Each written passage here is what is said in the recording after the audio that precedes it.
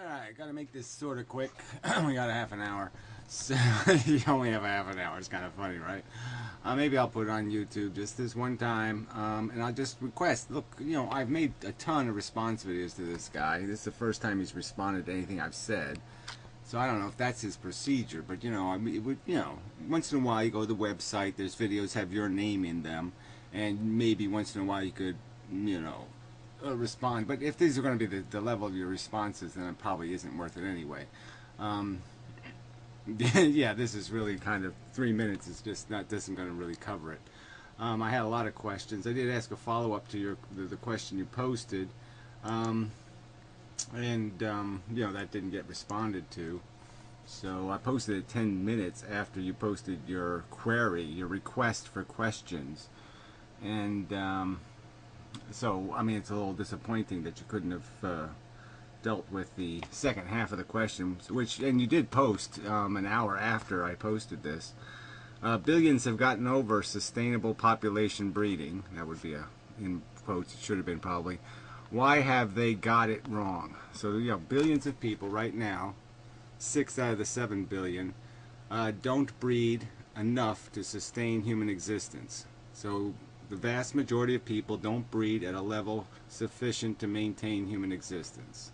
They've gotten over the need to breed in a substantial way.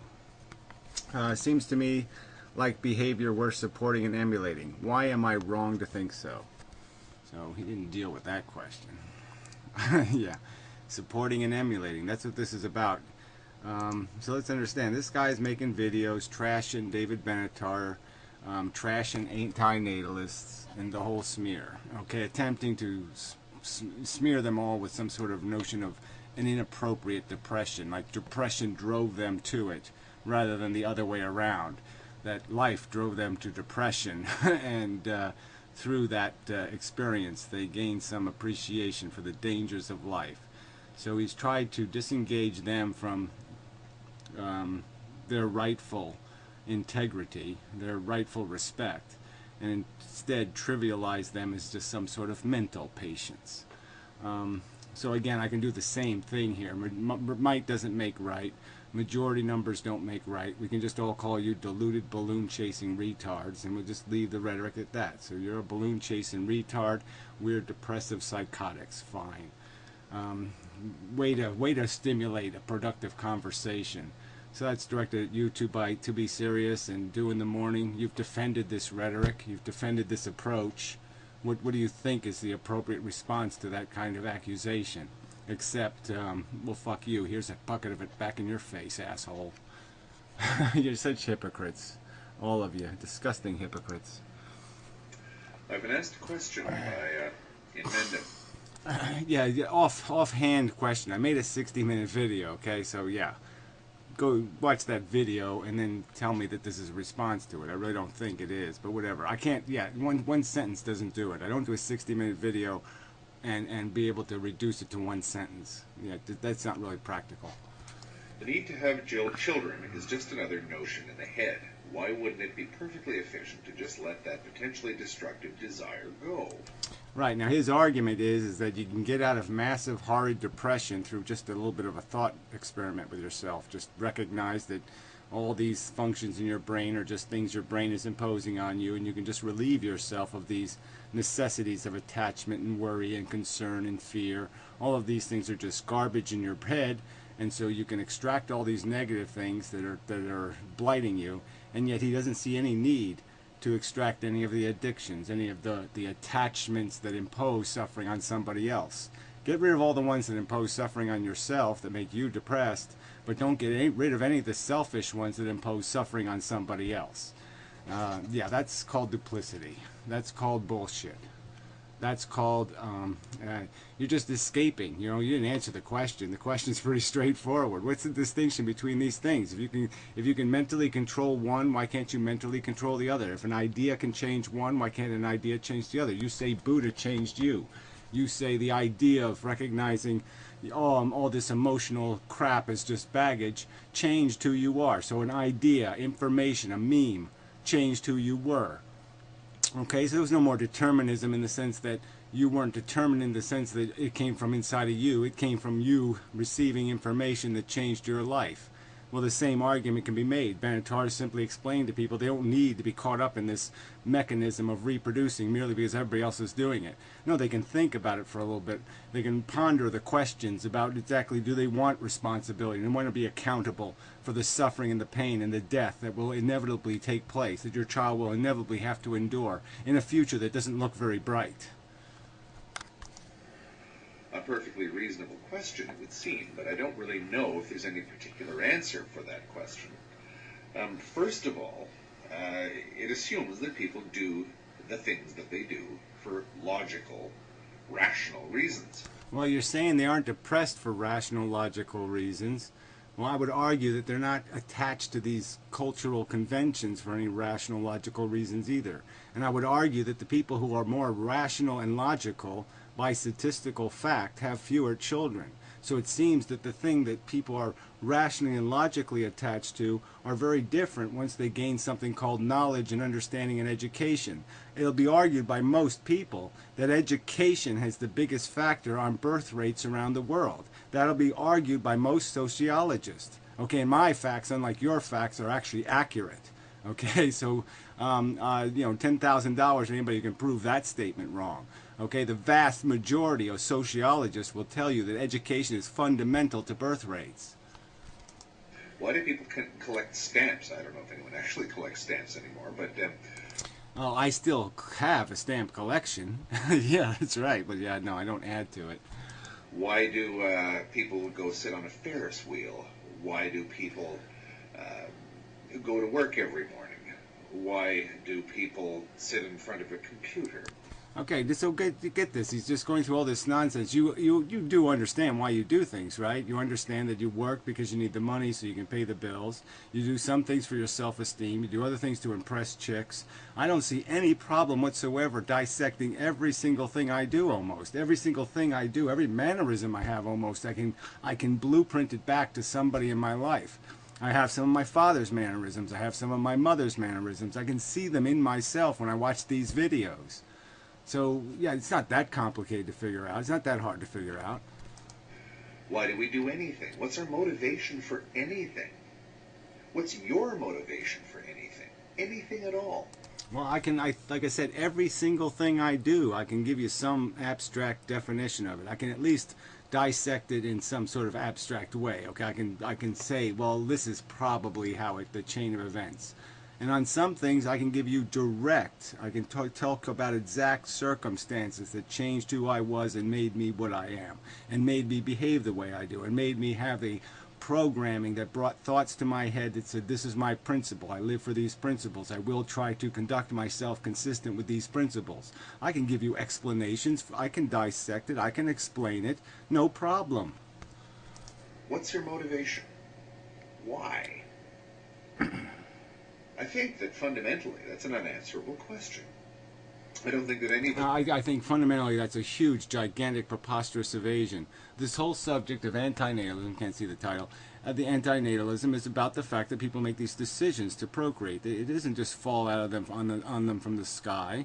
Okay, it's a behavior we can control. We do have control over it now as human beings. So it's a volition. It's an act of volition. It's an act of aggression. It's no longer something that happens to us. We make it happen. Okay, and so and we can dissect the difference between people who do it because God says so. They do it because their culture won't let them do it any other way. They prohibit birth control. There's lots of reasons why people do these things, and they can be dissected and explained. It's not that complicated. And again, we can see this huge correlation between education and how old women are when they have their first child. Huge correlation. The more educated the girl, the later she starts having children, if she has them at all. Okay, and her numbers go from 5 to 2. I mean, it's a huge difference. It's documented in India. Can be sure of any of our own motives, what we seek to accomplish by doing anything, let alone have children. Well, again, like I said, none of this stuff, you all know this. Come on, dude, call bullshit on this. You know the thought patterns, the ideas, the placating that goes on. You know why you bring your mother-in-law chocolate. Okay, is to placate her, to shut her the fuck up. We know why we do things. This is just such a pile of crap. Are you so sure of yourself that you know your own motives? Yeah, I'm damn sure of it. Yeah, damn sure. Okay, my motives really aren't that complicated. Okay, they really aren't. I love to rub my dick on things, and I like to hit golf balls, and I like walking in the woods. There we go. I'm pretty much summed up. I'm not asking you that as anything other than a rhetorical question. Well, there's no point in asking as a rhetorical question like it's some sort of unanswerable question, because I can answer it right to your goddamn face. Name a behavior of Gary's, name a mannerism of Gary's, name something of Gary's, and Gary will explain where the fuck it came from. But really, do I know why I get out of bed in the morning? Do I really understand that in a thorough way? I doubt it. You really do. You doubt it. So if you didn't have a job, you would get up at the same exact time and do exactly the same things and then just sit in the kitchen and say, well, I don't have a job, so I'll just sit here in the kitchen. You can't think. Your brain wouldn't come up with some kind of crap agenda. Oh, yeah, I got to fix the doorknob. Got to mow the grass. Got to pull some weeds. Got to do this. You couldn't come up with a list. I got a list of 1,000,000 things on my list. 1,000,000 things to do. It seems to be that it's easier to do that than not do the opposite or not do something else. By not getting out of bed and going to work, I complicate my life to the point where it's easier to simply go to work. It's not easier. You understand. You have an understanding, okay, that creates a principled notion in your head, a prime directive. The prime directive is don't fuck your life up. All right? I mean, that's not a complex prime directive. Most people have it, except for the fucking ignorant jackasses. So most people say, is this going to fuck my life up before they do it? And sometimes they don't do it on Saturday night when they go out drinking, but that's another bad habit, and we can explain that because there's a competing interests. There's competing interests sometimes. Sometimes you want to do more than one thing, and you try to do them all at once, and that can be a mistake. Every day, whether or not I've got a hand in it, I'm a function of the world to which I was born. I'm a creation of that world. I might believe that time, space, and all that sort of thing doesn't exist, but just watch what happens when I try to live as though they don't. So... Well, I didn't even understand that. Try to live as if time, space, all this stuff doesn't exist. No, there's no point in doing any of that stuff. The illusion is our sentience is an illusion. Our consciousness is an illusion. Yes, time, space, whatever. It doesn't matter if it's an illusion. As Einstein said, it's one hell of an illusion. You don't have to go any further than that. It's one hell of a fucking illusion. All right, so I think that conversation is over. The premise of all rational conversation I'm going to have on planet Earth is based on the idea that there is time, there is space, and there is sentience.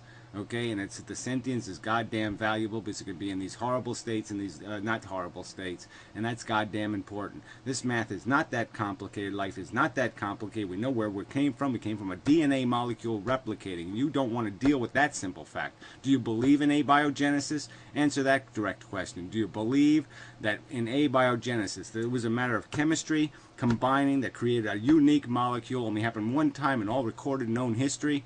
Do you believe in that or don't you? It's the old question. What's better, inaction or action? What's better, to go along with the world? Well, there's no such thing as inaction as long as you're conscious, okay? Because you're going to have thoughts that are actions in a sense, okay? It's all movement in a sense. It's movement from the exterior world, sound waves, light beams, all this stuff, and it creates movement in me. And it does it through a programmed sequence, through a filter, okay, that gleans something called logic and sensibility out of the noise and the nonsense. That's what brains do. It's not that complicated. You want to make it complicated, but it's not. Or to just sit down and refuse to accept the world.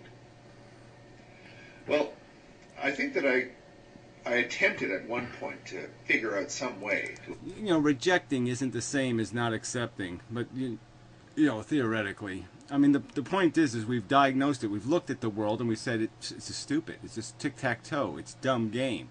All right? There's blood all over it. There's guts all over it. It's a silly, idiotic tic-tac-toe to the death. Why would anything play this? This is not a logical game. It's not a game for adult intelligences. This is something an idiot plays. It isn't something an intelligence plays with.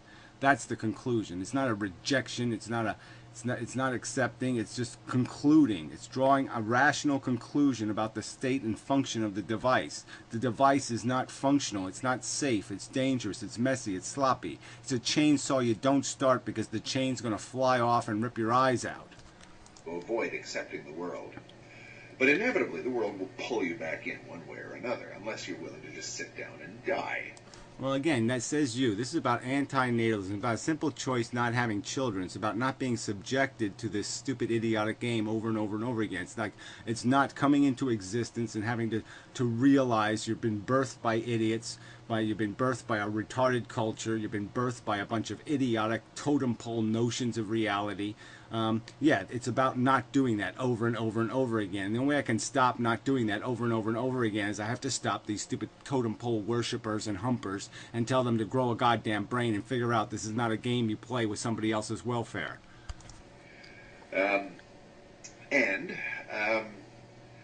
As far as having kids goes, that's another thing that may actually be easier to do than not to do for a lot of us, for everybody, or for most people, for that. Oh, what a silly thing to say. Like I said, most people have realized it's a fucking brain fuck. It's a life fuck. Okay, there's lots of people who give you that example right here on YouTube. Okay, they got kids, and where are they? They're on YouTube because they don't find it stimulating enough to be wiping noses. This is a bogus argument. Again, I'm arguing that most people are migrating to the choice not to have sufficient children to maintain human existence. You're arguing that there's something wrong with that philosophy. Explain what's wrong with that. What's wrong with the 7 billion people insufficiently reproducing to sustain human population? Explain why their lifestyle is the wrong lifestyle and the 15% or the 10% are the right lifestyle. Simply because it's easier to have kids than to not have kids, in the same way as that it's easier to play solitaire than not to play solitaire.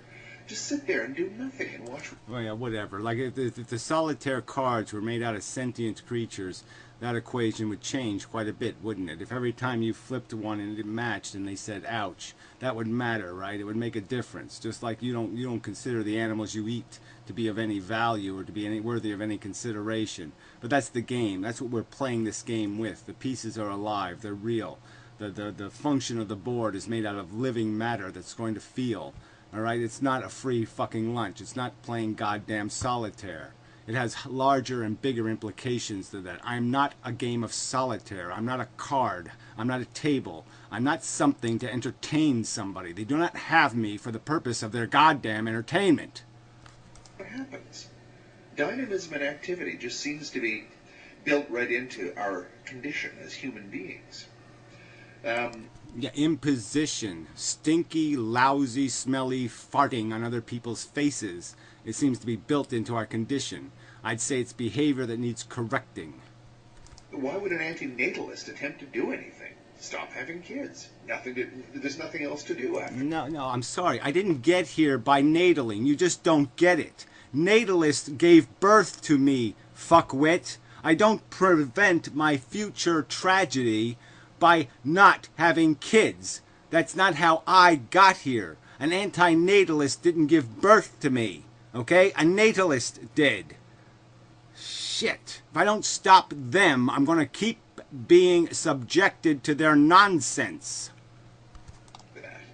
I suppose one could, do that, but and in all honesty, that does. Oh well, I mean, this is a little bit ridiculous. I mean, the Frankenstein metaphor has been made. It's been performed as a play by other people. Are you telling me you haven't heard the Frankenstein metaphor? And you're going to give me this lame, idiotic argument that somehow killing myself is a solution to the problem? That didn't stop my existence, did it? I mean, maybe somebody who killed themselves 50 years ago, if they didn't kill themselves, maybe they could have had a conversation with my fucking parents and got them to be a little bit smarter. Smart as they are now, because they do say quite explicitly and will say right to my face and honestly that if they had to do over again with what they know now after watching one of their daughters die, they wouldn't have done it. Okay? They would have made a different decision and lived a different life. They did what everybody else was doing, just like you said, because it was easier. Okay, not because it was smarter, not because it was wiser, not because it was more intelligent. Okay, and all they needed was somebody more intelligent than them to inform them that they really don't need to do this, that they can find other things to enhance and make their life rich, and that this is a delusion that this game is going to be fun, because it has horror written all over it. There's risk all over it.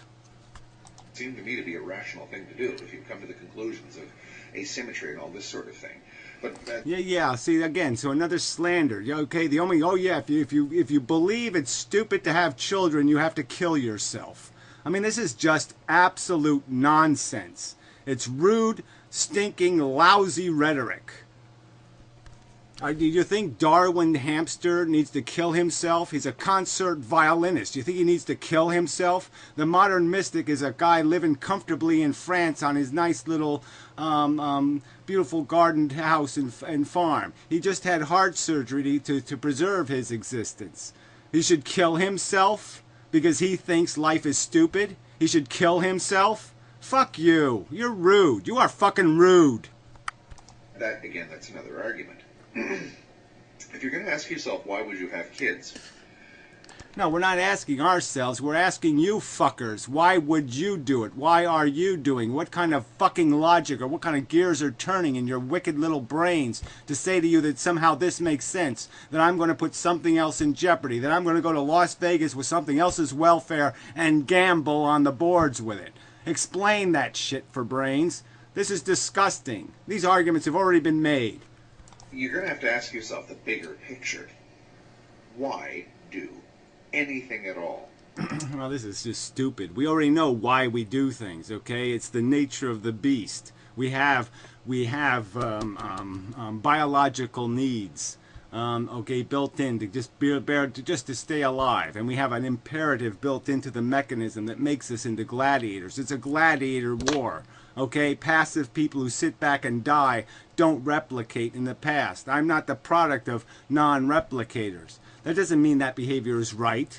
Just as it is, the behavior of a Tyrannosaurus isn't right, or the great white shark isn't right. It's not its fault, but the behavior is stupid.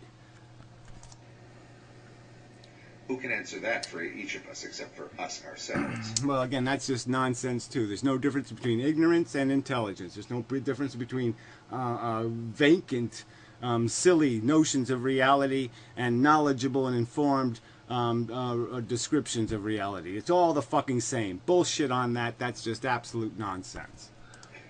In other words, I don't really think that that's a reasonable question to ask after all.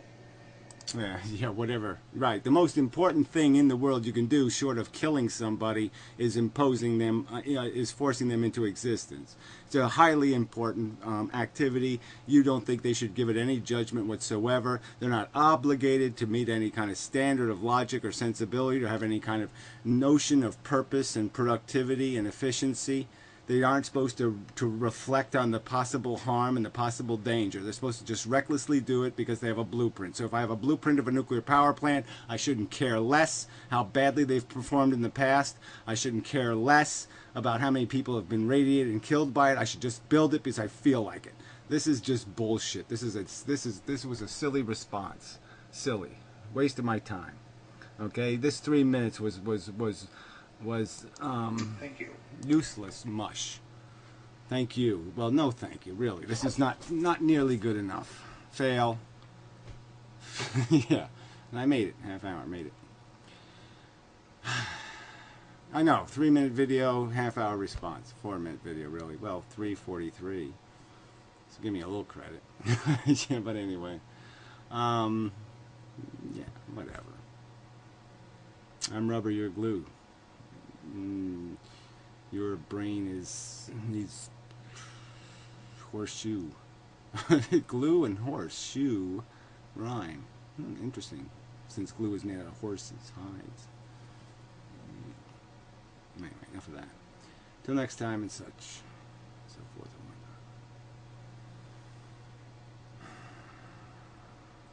whatnot. All right, quick add-on. Yeah, Google sucks, okay? I'll at least say that much. I don't like doing YouTube videos. I don't want to do YouTube videos. Again, I'm only doing this because it's a direct response to his response. I'm not going to make a habit of it. Blah, blah, blah. YouTube sucks. YouTube sucks. Censorship sucks. The whole thing sucks. Fuck you, corporations, fuck you advertisers, fuck the whole fucking idiotic jackass mechanism. Fuck you for putting our free speech rights in the hands of these evil fucking corporations. Fuck the whole fucking evil stinking mechanism. So there, that's just my editorial comment and such. Fuck them. Go to vloggerdome.com.